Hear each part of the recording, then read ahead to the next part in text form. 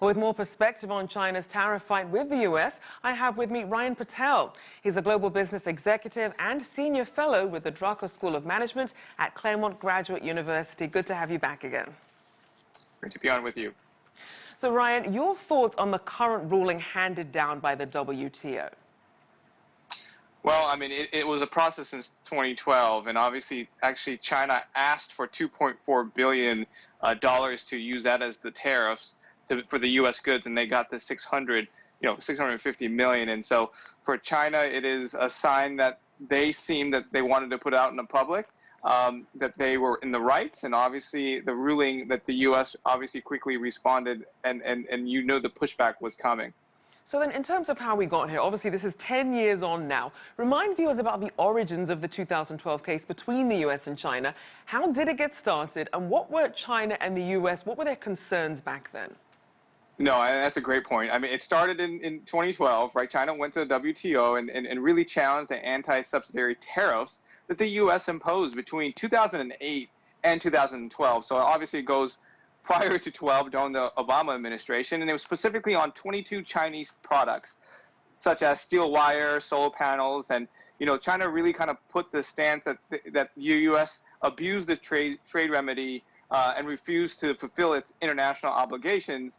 And the flip side of that, right, is the U.S. was saying that China was treating the Chinese firms in a way that government-owned majority stake of the companies, and so the U.S. argued that China benefits easier from those treatments due to the WTO, and that's where it kind of started.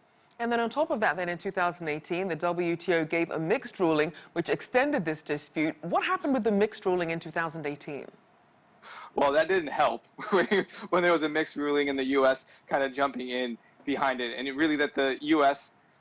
tariffs were in violation of the WTO rules, but because of the high-level dispute settlement that the WTO put in, it provided this doubt, and obviously the two countries scrabbled over the compliance then with the ruling, and obviously the amount of compensation that China should be allowed to collect or would be allowed to collect during the retaliatory tariffs. So, Rachelle, it is almost like a negotiation that continues to be going on.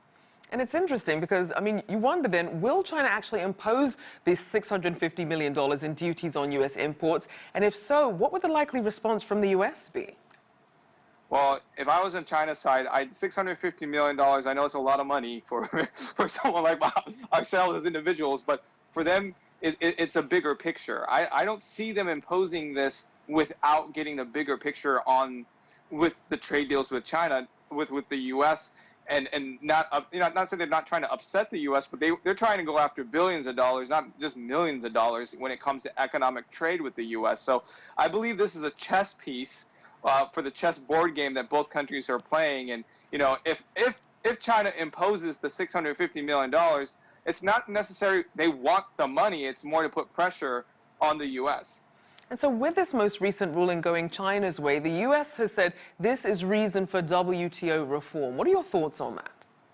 I mean, and the U.S. has been consistent about this, by the way, for many, many years, about trying to change regulation and process. Like in any negotiation, if one party doesn't, respect the ruling or believe it's just, the ruling is just a ruling. It is just for show, actually, because there is no teeth on mandatory of making that work, and that's what the WTO has become for the U.S. specifically, and the U.S. has continued to provide options to make it, I guess, more legitimate in their eyes, so that there would be rulings that they would accept.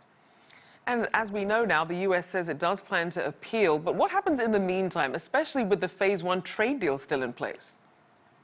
You and I both know what's going to happen. This is just forcing them to come back together to get an overall deal done in some way or form, right? And I think part of this is, just we're moving toward a no point of return or a crossroads where eventually both parties will have to decide and really dig in. Right now, neither side is really digging in. It's more so, well, what is the magic number that will get both sides to come to the table for economic trade? Because as we've seen the history between these two countries, should a deal be striked, all of this is water on the bridge, and it all resolves itself.